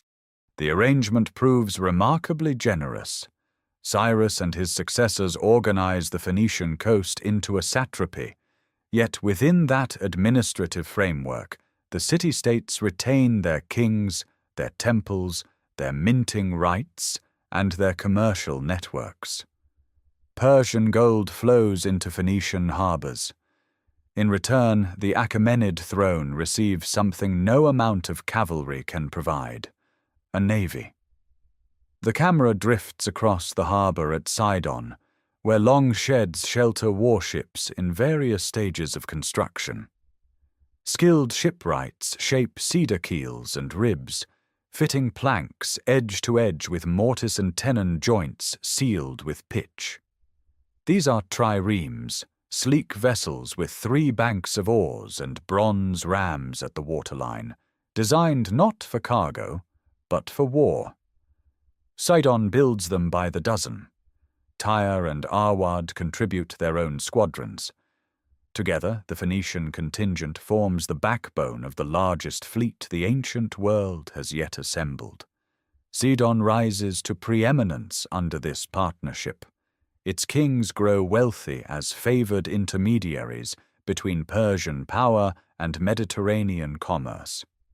The sarcophagus of Eshmunazar II, carved from Egyptian basalt and inscribed in Phoenician script, records how the Persian king granted Sidon control over the fertile plain of Sharon and the city of Dor along the Palestinian coast, rewards for loyal service. Persian-influenced architecture appears alongside traditional Phoenician forms. Coins struck at Sidon display war galleys on one face and the Persian great king on the other, a visual declaration of the alliance binding these two worlds. That alliance faces its supreme test against Greece. In 494 before the Common Era, Phoenician warships help crush the Ionian revolt at the Battle of Lade, destroying the Greek fleet off the coast of Miletus. Herodotus records that the Phoenician squadron proves the most formidable element of the Persian naval force. 6 years later, when Xerxes launches his massive invasion of mainland Greece, Phoenician triremes again form the fleet's elite division. At Salamis, in 480 before the Common Era, 300 Phoenician warships crowd into the narrow strait opposite Athens. But the confined waters neutralize their superior seamanship. The Greek fleet, fighting in home waters with desperate courage, shatters the Persian formation. Phoenician captains die in the wreckage of their own vessels. The defeat at Salamis does not end Phoenician naval service, but it marks the beginning of a slow disillusionment. For over a century, Phoenician cities continue providing ships and sailors for Persian campaigns. The relationship remains profitable, but increasingly strained. Persian demands grow heavier. Royal interference in local dynastic politics breeds resentment. In 351 before the Common Era, that resentment explodes. Tennis, king of Sidon, leads a revolt against Artaxerxes III, allying with Egyptian rebels and Greek mercenaries. The uprising spreads briefly to other Phoenician cities, but Artaxerxes marches south with overwhelming force. Tennis, hoping to save himself, betrays his own city, opening the gates to the Persian army. The betrayal earns him nothing. Artaxerxes executes him regardless. Sidon burns. Ancient sources claim that 40,000 Sidonians perish, many choosing to set fire to their own homes rather than submit to Persian vengeance. The charred ruins visible in archaeological excavations confirm the catastrophe. Sidon is rebuilt, but the trust between Phoenicia and Persia never fully recovers. The city rises again with new walls, new temples, new harbors. Its workshops resume production. Its sculptors carve magnificent marble sarcophagi, blending Greek and Phoenician artistic traditions. Works of such beauty that they will survive millennia in the earth. Yet something fundamental has shifted. The Phoenician cities now serve Persia not from willing partnership, but from the memory of what resistance costs. Coins continue to be struck. Ships continue to be launched.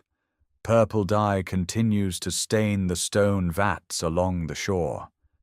But when a young Macedonian king crosses into Asia in 334 before the Common Era, defeating the Persian army at the Granicus and again at Issus, the Phoenician cities will face a choice that 2 centuries of imperial service have not prepared them to make. The Persian fleet still rides at anchor, still crewed by Phoenician sailors. The question now is whether those sailors will fight for an empire that burned Sidon, or welcome the conqueror who promises something new.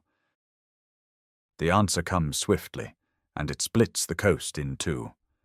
After Issus, where the Persian king Darius III flees eastward, leaving his army shattered across the Cilician plain in 333 before the Common Era, Alexander turns south along the Phoenician littoral.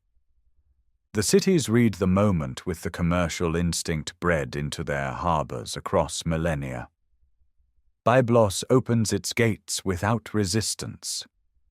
Sidon, still carrying the scars of Artaxerxes' destruction barely 2 decades past, welcomes the Macedonian as a liberator.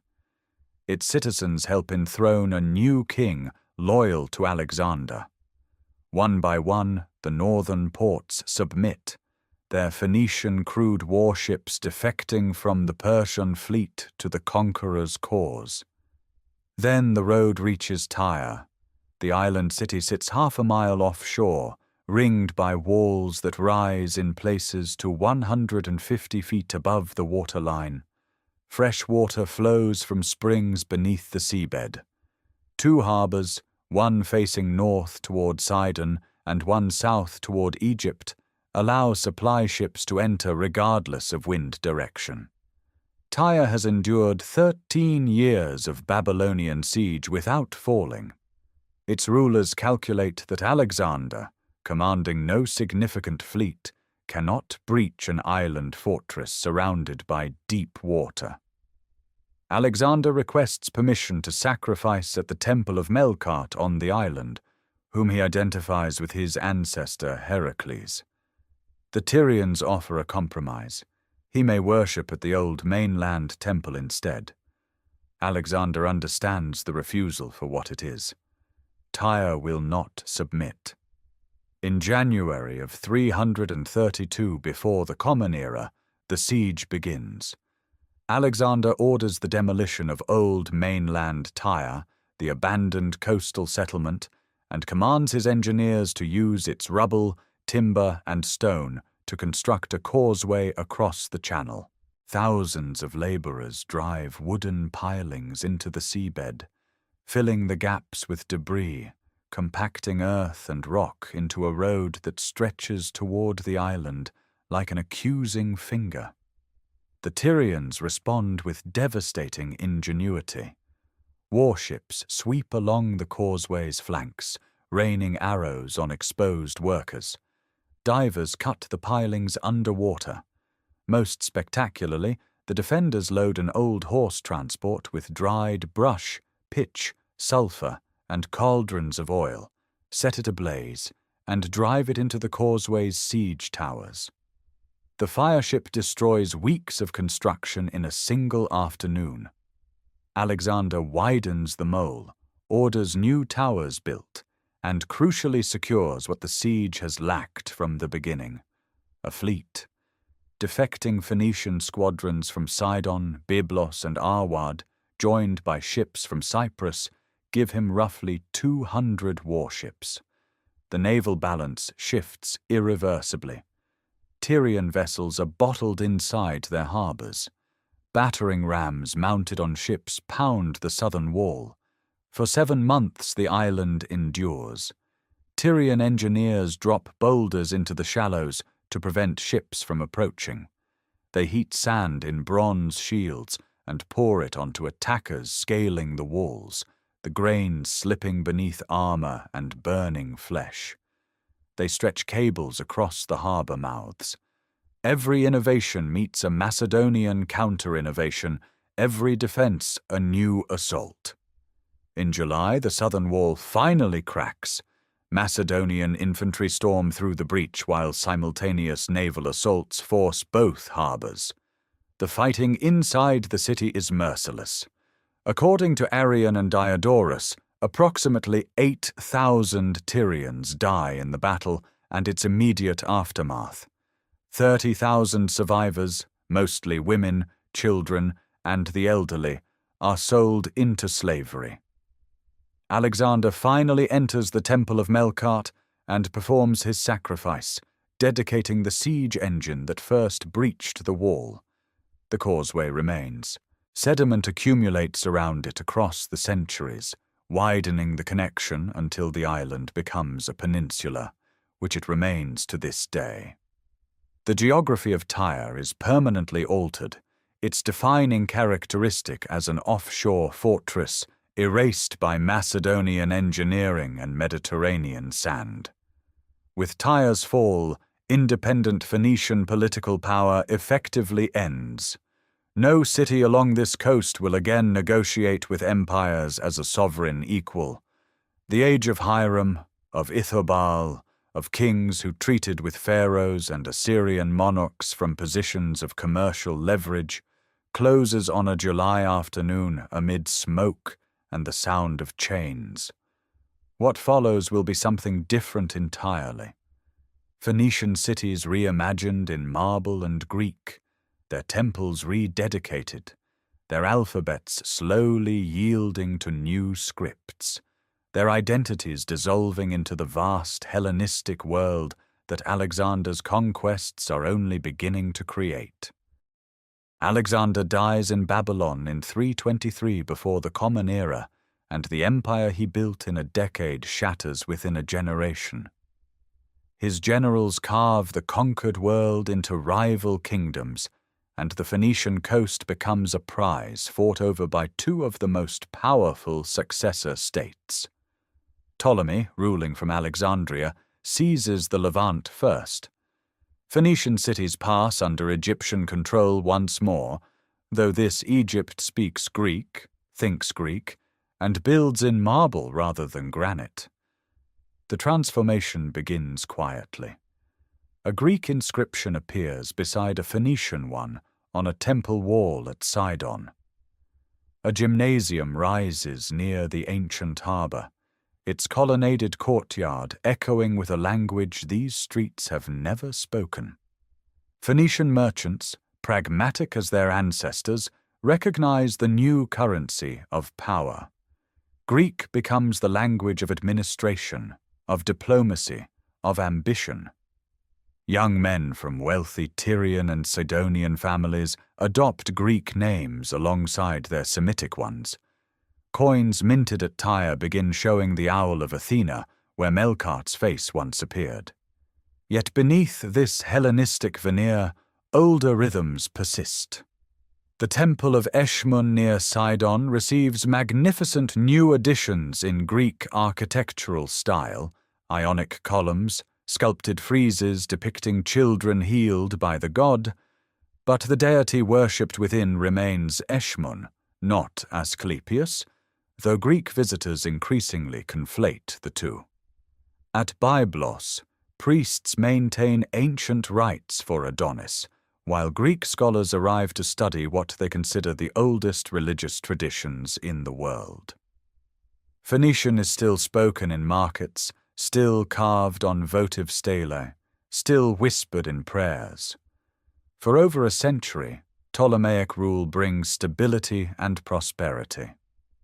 Phoenician harbors handled trade flowing between Egypt, the Aegean, and the interior. Sidon flourishes as a center of fine craftsmanship, its workshops producing painted sarcophagi that blend Egyptian funerary tradition with Greek sculptural mastery. The famous Alexander sarcophagus, carved for a Sidonian king around 310 before the Common Era, depicts battle and hunting scenes in vivid polychrome, a Phoenician ruler immortalized entirely in Greek artistic language. Then the balance of power shifts. In 198 before the Common Era, the Seleucid king Antiochus III defeats the Ptolemaic army at the Battle of Panium near the headwaters of the Jordan. The entire Phoenician coast passes to Seleucid control. The new overlords prove generous to cooperative cities. Tyre and Sidon receive grants of autonomy, minting their own coins, governing their internal affairs as Greek city-states. Tyre even establishes its own calendar beginning from 126 before the Common Era, a mark of civic pride within the Hellenistic framework.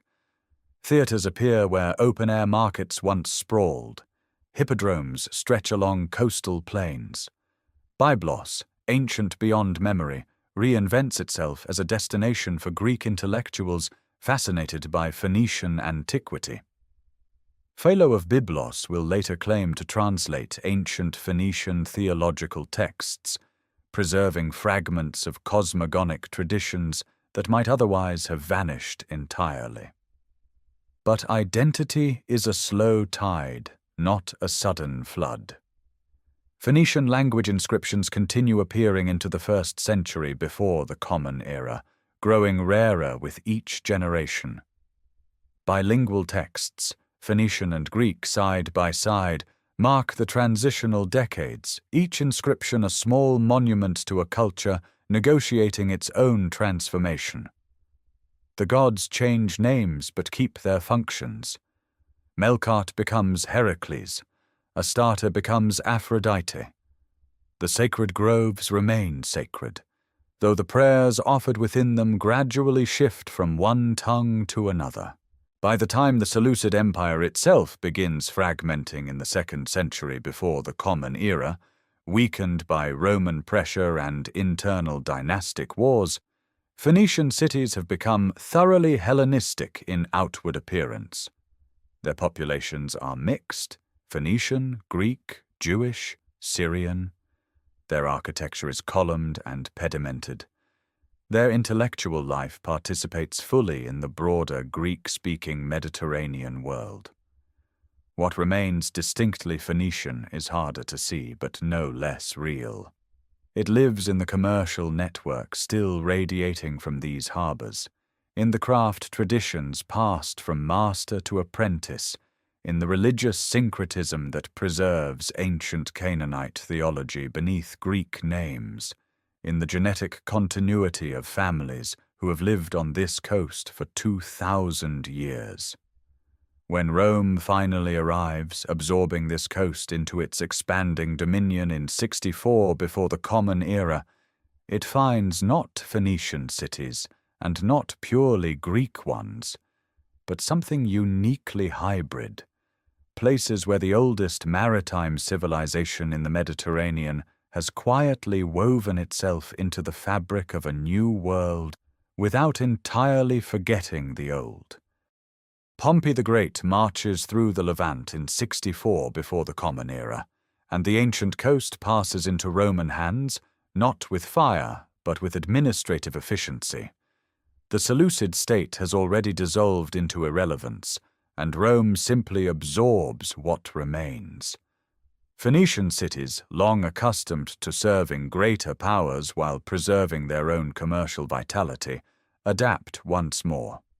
Roman legionary standards now stand where Assyrian bulls and Persian winged discs once loomed, yet the harbours remain busy, the workshops hum, and the purple dye vats still stain the shoreline at Sidon.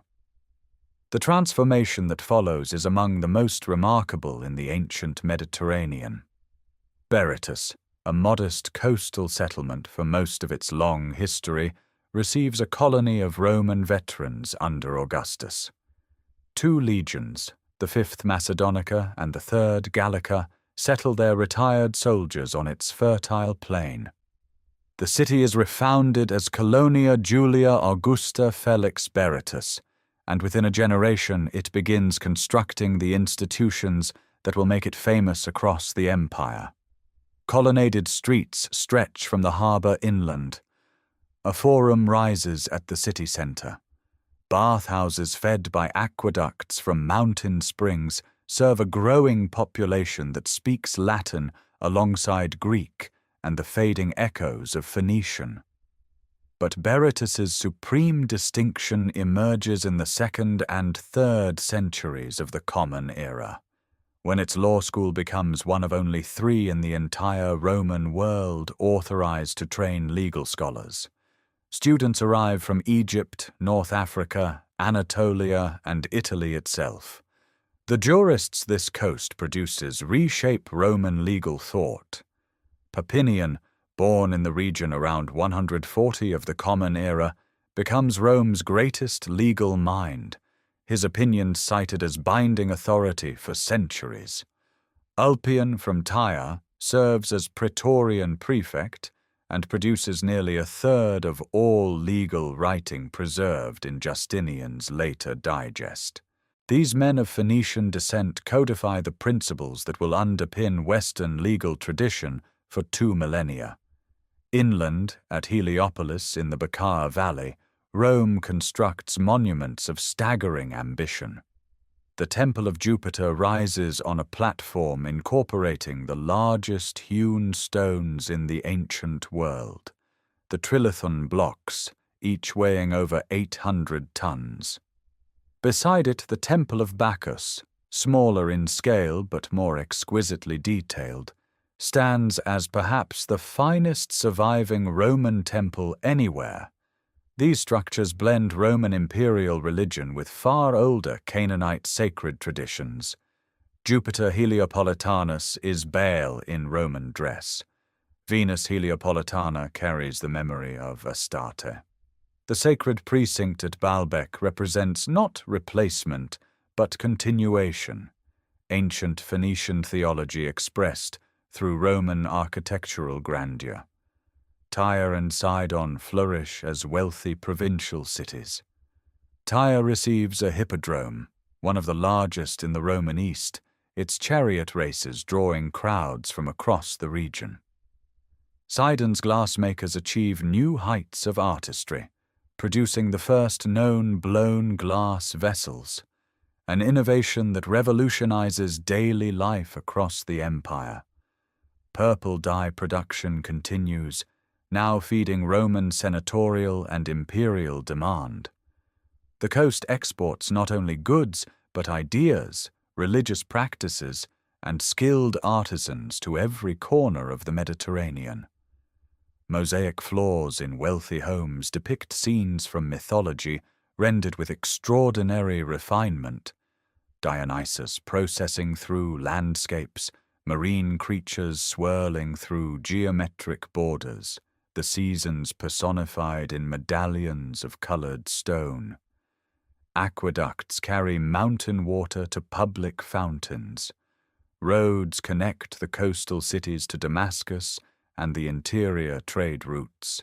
The Phoenician coast, once a narrow strip of independent city-states bargaining for survival against empires, has become a prosperous, deeply integrated province of the greatest empire the Mediterranean has ever known.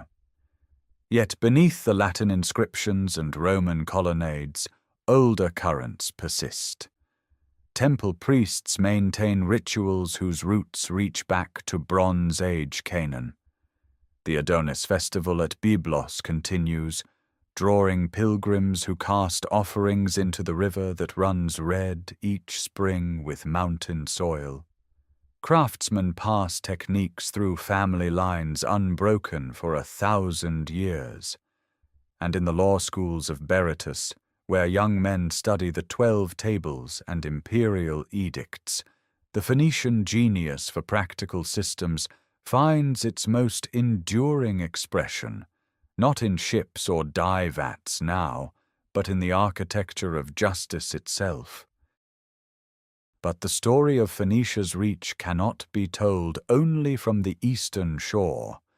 Across the sea, on the northern coast of Africa, a city born from Tyre's own blood has been growing for centuries into something its mother could never have imagined.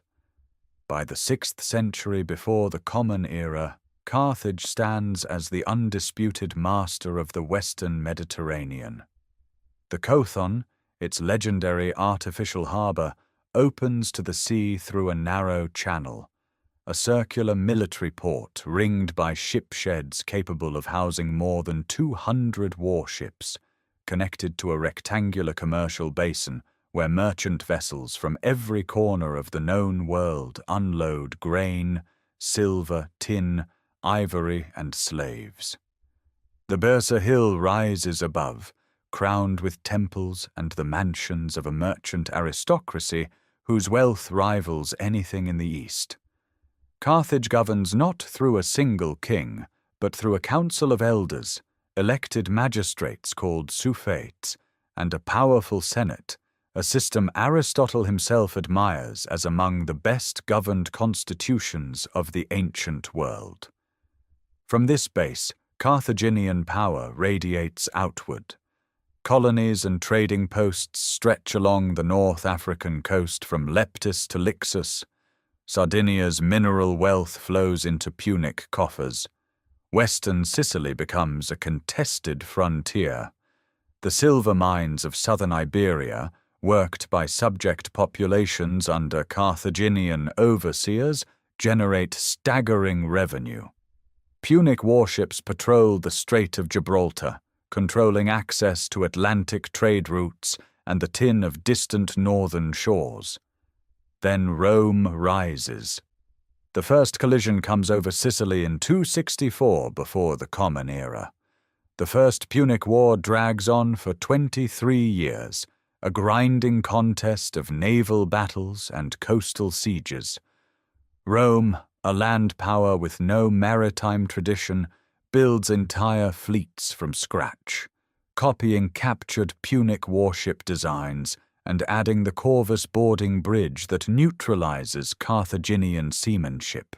Carthage loses Sicily in 241, then Sardinia and Corsica shortly after. The humiliation is profound. Carthage rebuilds in Iberia. The Barca family, Hamilcar, then his son-in-law Hasdrubal, then his son Hannibal, constructs a new empire from Cartagena's silver mines. In 218 before the Common Era, Hannibal marches an army of 50,000 infantry, 9,000 cavalry, and 37 war elephants out of Iberia, across southern Gaul, and over the Alps in one of military history's most audacious gambits. The crossing costs him nearly half his force, yet what descends into the Po Valley is still a formidable army, burning with purpose. For 16 years Hannibal campaigns on Italian soil. At Cannae in 216, he executes a double envelopment that annihilates a Roman army of perhaps 70,000, the worst single-day defeat Rome ever suffers. The battlefield becomes a synonym for tactical perfection. Yet Rome refuses to surrender. Its alliance system holds. Its reserves of manpower seem inexhaustible. Hannibal wins battle after battle but cannot win the war. Rome's answer comes through Publius Cornelius Scipio, later called Africanus, who carries the war to Carthage itself. At Zama in 202 before the Common Era, Scipio defeats Hannibal on African soil. Carthage accepts punishing terms, its fleet burned, its territories stripped, its independence reduced to a shadow. For 50 years Carthage endures as a diminished but still prosperous trading city. It is not enough. Rome wants annihilation. In 149 before the Common Era, the Third Punic War begins with a Roman siege. For 3 years Carthaginians resist with desperate ingenuity, women cutting their hair to braid into bowstrings. In 146, Scipio Aemilianus breaches the walls. The city burns for 17 days. Survivors are sold into slavery. The site is cursed, ploughed, and according to later tradition, sown with salt. The Kothon fills with rubble. The Berza Hill stands bare.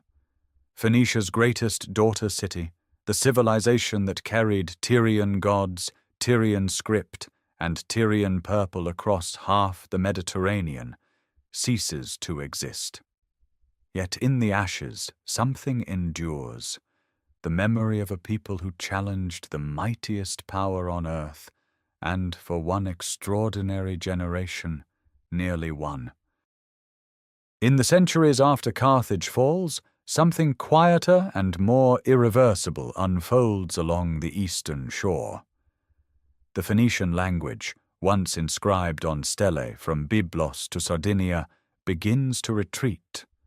Not with a single blow, but syllable by syllable, generation by generation, until the script that gave the world its alphabets falls silent in the very land where it was born. By the 1st century before the Common Era, Aramaic has already become the common tongue of the Levantine interior, carried by centuries of Persian and Hellenistic administration. Greek dominates official life, commerce, and philosophy in the coastal cities. Inscriptions from Tyre and Sidon increasingly appear in Greek alone, or in bilingual texts where Phoenician occupies the secondary line. A handful of coins still bear Phoenician legends into the 1st century of the Common Era, but these are the last whispers. The script that once recorded treaties with Solomon and dedications to Melkart fades from public stone. Yet the disappearance of a language does not mean the disappearance of a people. In the harbors of Tyre and Sidon, families still work the murex trade. Glassblowers in Sidon still produce vessels prized across the Roman world. Temples still stand on ancient foundations, their rituals evolving but unbroken. The worship of Adonis at Byblos continues well into the Roman imperial period, drawing pilgrims who mourn the dying god each spring when the river runs red with mountain soil. Astarte persists under new names. Melkart lives on as Heracles of Tyre, his temple still receiving offerings, his sacred fire still tended. Into this world of layered identities comes a new faith. The Gospels record that Jesus of Nazareth travels to the region of Tyre and Sidon, and early Christian communities take root quickly along the Phoenician coast. Paul of Tarsus stops at Tyre and Sidon on his journeys. By the 3rd century, bishops from these ancient cities attend the great councils of the Church. At the Council of Nicaea in 325 of the Common Era, representatives from Tyre, Sidon, Berytus, and Byblos sit among the architects of Christian orthodoxy. Temples that once honored Baal and Astarte are gradually consecrated as churches. At Byblos, the sacred precinct of Balat Gebal receives a Byzantine basilica built directly over its ancient stones. The transformation accelerates through the Byzantine centuries. Mosaics depicting Christ and the saints replace votive stelae. Greek liturgy fills spaces where Phoenician hymns once echoed. Berytus remains a center of legal scholarship until a catastrophic earthquake and tsunami in 551 of the Common Era devastates the city, killing tens of thousands and destroying the famous law school. Tyre and Sidon endure as prosperous Byzantine trading ports, their harbors still functional, their populations Christian and Greek-speaking, their Phoenician past increasingly a matter of antiquarian memory rather than living practice. Then, in 636 of the Common Era, Arab armies sweep through the Levant following the Battle of Yarmouk. The coastal cities, weakened by plague and Persian wars, offer limited resistance. Tyre, Sidon, Byblos, and Berytus pass into the Islamic Caliphate. Arabic gradually replaces Greek as the language of administration and daily life. Islam becomes the dominant faith, though Christian communities persist in the mountains and along the coast. By the 7th century, no one along the Lebanese shore speaks Phoenician. No one writes it. No one reads the ancient stelae that still stand half-buried in temple ruins. The name Phoenicia itself survives only in scholarly texts and ecclesiastical geography. And yet something endures beneath the surface. Place names carry Phoenician roots that Arabic has absorbed without translation.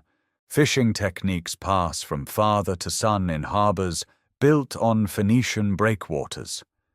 The genetic signature of the ancient coastal population persists in the blood of communities that have lived beside the same sea for 5,000 years. The purple dye is gone, the cedar forests diminished, the script silent. But in the terraced hillsides, the stone harbors, the orientation toward the sea rather than the interior, the Phoenician way of being in the world has not entirely vanished. It has simply become invisible, woven so deeply into the fabric of the land that it can no longer be separated from it.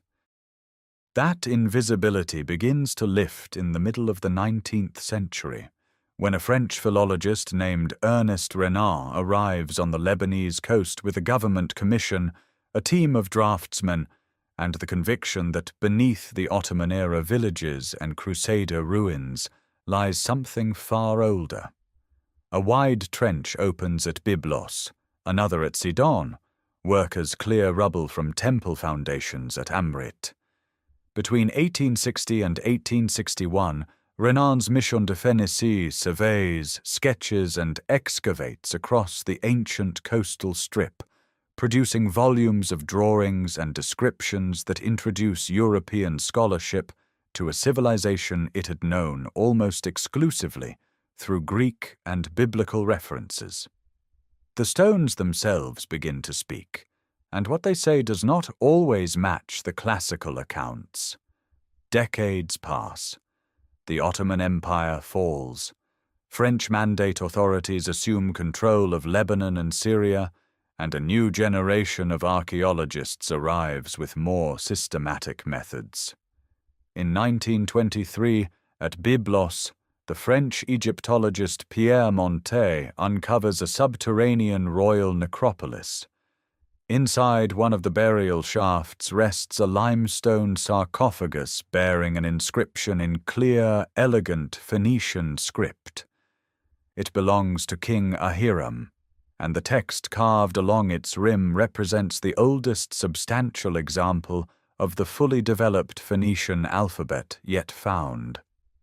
The sarcophagus travels to the National Museum in Beirut, where it becomes the single most iconic artifact of Phoenician civilization, proof carved in stone that these merchants and sailors gave the world its most transformative communication technology.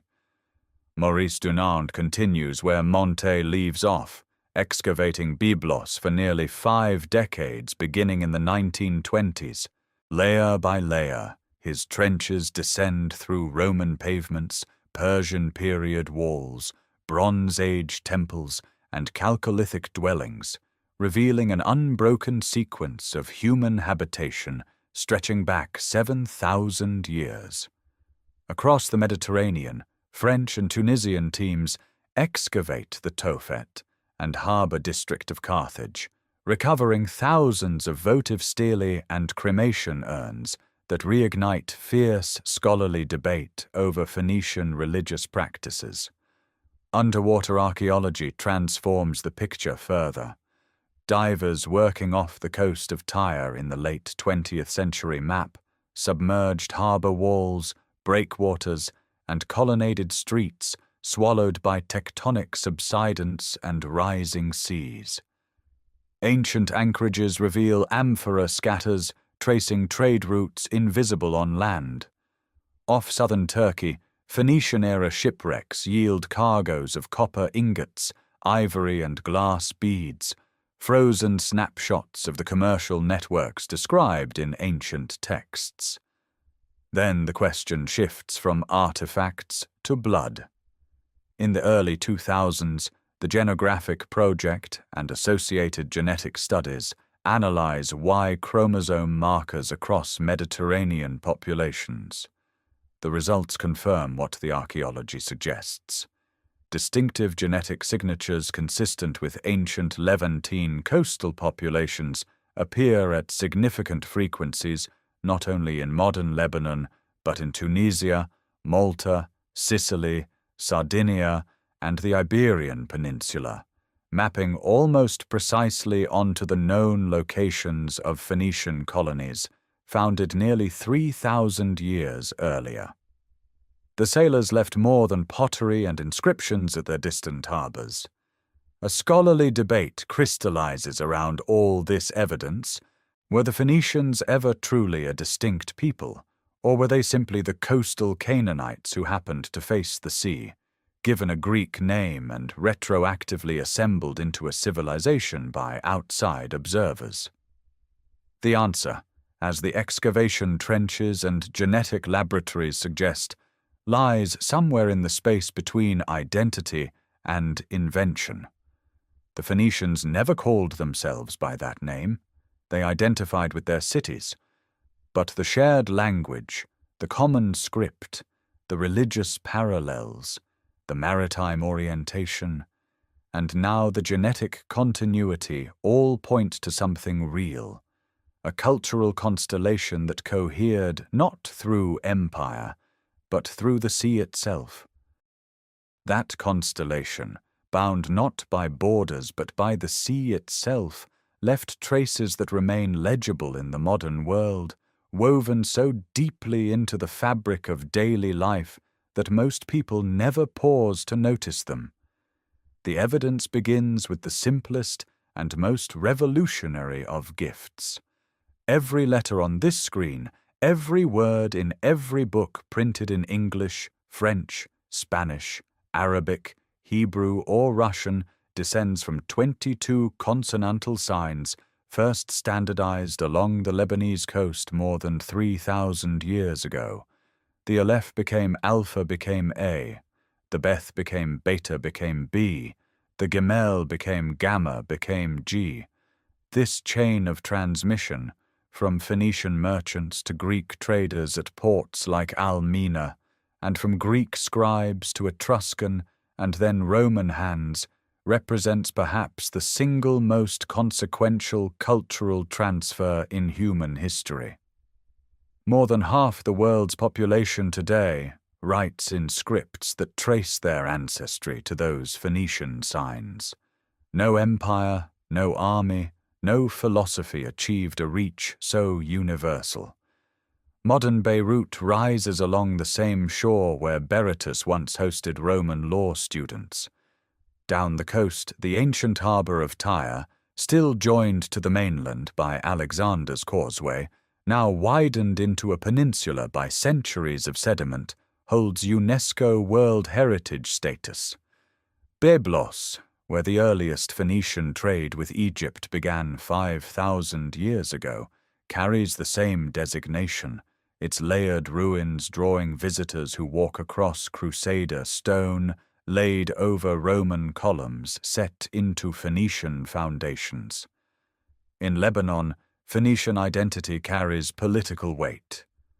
During the 1920s and 30s, Maronite Christian intellectuals championed Phoenicianism as a national ideology, arguing that Lebanon's true roots were Mediterranean and pre-Arab, distinct from the broader Syrian and Arab identity claimed by Muslim communities. This debate has never fully resolved. The cedar on Lebanon's flag echoes the timber that built Solomon's temple and filled Egyptian shipyards. The nation's merchant diaspora, scattered across West Africa, South America, and the Gulf, is sometimes called a modern echo of the ancient commercial network. Across the Mediterranean, the genetic evidence confirms what archaeology long suggested. Studies from the early 2000s found that men in modern Lebanon, Malta, Sicily, Sardinia, and Tunisia carry Y chromosome markers consistent with Phoenician-era migration. In Iberia, populations near ancient Gadir show similar signatures. The Phoenicians did not merely trade and leave. They settled, intermarried, and became part of the local fabric, their biological legacy outlasting every inscription and every temple. Place names persist like fossils in language. Carthage derives from Carthage, the new city. Malta may echo the Phoenician word for refuge. Cadiz preserves Gadir, the walled compound. Across North Africa, the Punic language survived into the 5th century of the Common Era, long enough for St. Augustine to note that his North African parishioners still spoke it.